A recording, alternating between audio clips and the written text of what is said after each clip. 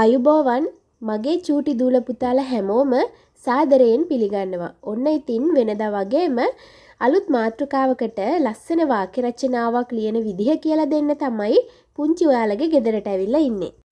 ඉතින් ඔන්න පුතේ මගේ පාසල කියන මාතෘකාව යටතේ තමයි අද ටීචර් රචනාව කියලා දෙන්න හදන්නේ.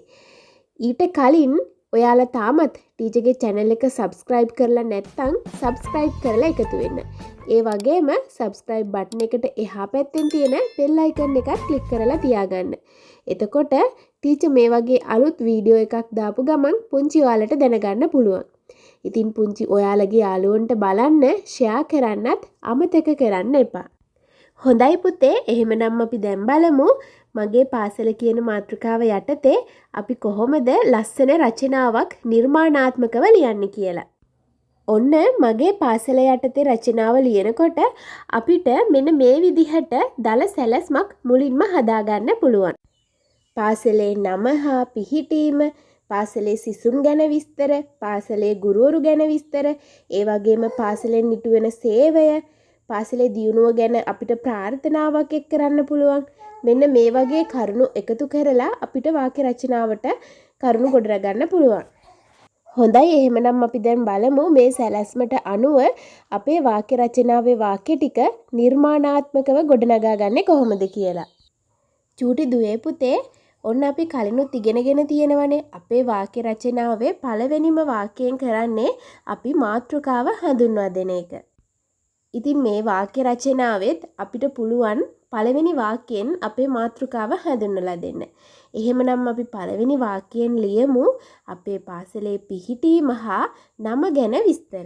ඔන්න අපේ පාසල පිහිටලා තියෙන්නේ ලස්සන වෙල්යායකින් වට වෙලා. අපේ පාසලේ ඒ සුන්දර පිහිටීම ගැන විස්තරය මේ විදිහට අපිට පළවෙනි වාක්‍යයෙන් ලියන්න පුළුවන්. මනරම් කෙත්යායකින් වට වූ සුන්දර පරිසරයක පිහිටා ඇති මගේ පාසල හේමමාලී විද්‍යාලයයි. ඊළඟට පුතේ අපි අපේ පාසලේ ඉගෙන ගන්න සිසුන් පිළිබඳව විස්තර කතා කරමු අපේ දෙවනි වාක්‍යයෙන්. ඔන්න පුතේ අපේ පාසල මිශ්‍ර පාසලක්.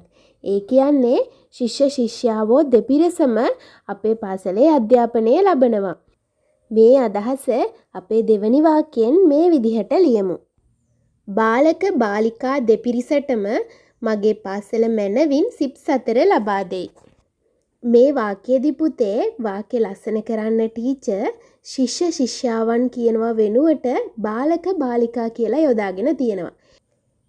ඉතින් පුංචි පැටවුනේ ඔයාලටත් පුළුවන් ඒ විදිහට වාක්‍ය ලියනකොට විශේෂ පද යොදලා වාක්‍ය ලස්සන කරගන්න. හොඳයි අපි එහෙමනම් ඊළඟට යමු අපේ තුන්වෙනි වාක්‍ය ලියන්න. අපි මේ වාක්‍යයේදී ලියමු අපේ පාසලේ ගුරුවරු ගැන විස්තර. චූටි දුවේ පුතේ අපේ ගෙදරදී අපිට ආදරය, කරුණාව, සෙනෙහස දක්වන්නේ අපේ ආදරණීය දෙමව්පියෝ. ඉතින් ඔන්න අපි පාසලට ගියාම මේ හැමදේම අපිට දෙන්නේ ඒ කියන්නේ ආදරය, කරුණාව, සෙනෙහස, ආරක්ෂාව මේ හැමදේම අපිට ලබා දෙන්නේ අපේ ආදරණීය ගුරුවරු. ඒ විතරක් නෙවෙයි පුතේ නිතරම අපිට හොඳ නරක කියා දීලා සිප් සතර ලබා දීලා අපි රටට ලෝකයට වැඩදායී පුද්ගලයෝ කරන්න අපේ ආදරණීය ගුරුවරු නිතරම මහන්සි වෙනවා. ඉතින් පුතේ එහෙමනම් ආදරණීය ගුරුවරු ගැන මේ අදහස අපේ රචනාවේ වාක්‍යයක් විදිහට ගලපමු. සිය දහස් ගණන් දරුවන්ගේ නැන නුවණ පාදන ආදරණීය ගුරුවරු රැසක් මගේ පාසලේ සිටිති. ඊළඟට පුතේ පාසලෙන් ඉටු වෙන සේවය ගැන අපි අපේ හතරවෙනි වාක්‍යයෙන් සාකච්ඡා කරමු. දුවල පුතාලා හැමෝම දන්නව නේද අපේ මුල්ම ගුරුවරු වෙන්නේ අපේ අම්මයි තාත්තයි.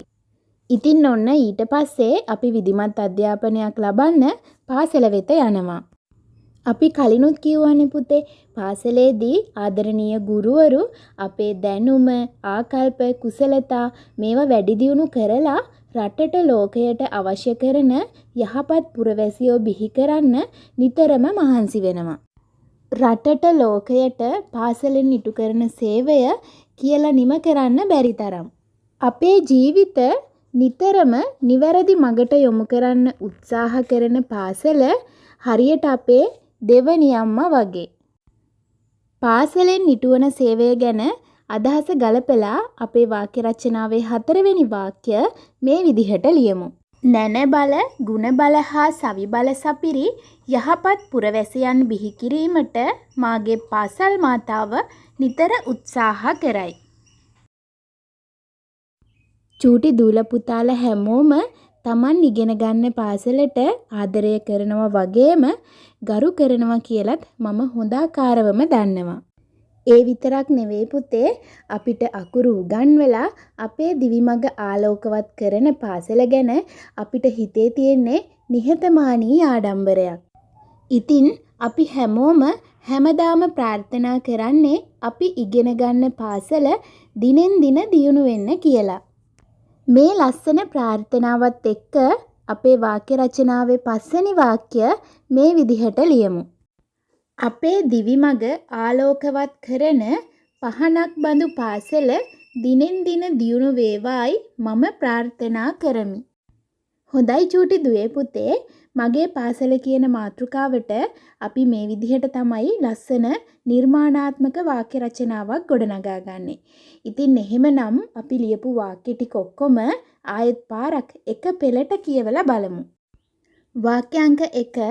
මනරම් කෙත්යායකින් වට වූ සුන්දර පරිසරයක පිහිටා ඇති මගේ පාසල හේමමාලී විද්‍යාලයයි.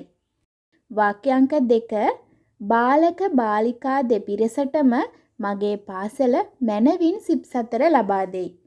වාක්‍යාංක 3. සිය දහස් ගණන් දරුවන්ගේ නැනනුවන පාදන ආදරණීය ගුරුවරු රැසක් මගේ පාසලේ සිටිති. වාක්‍යාංක 4.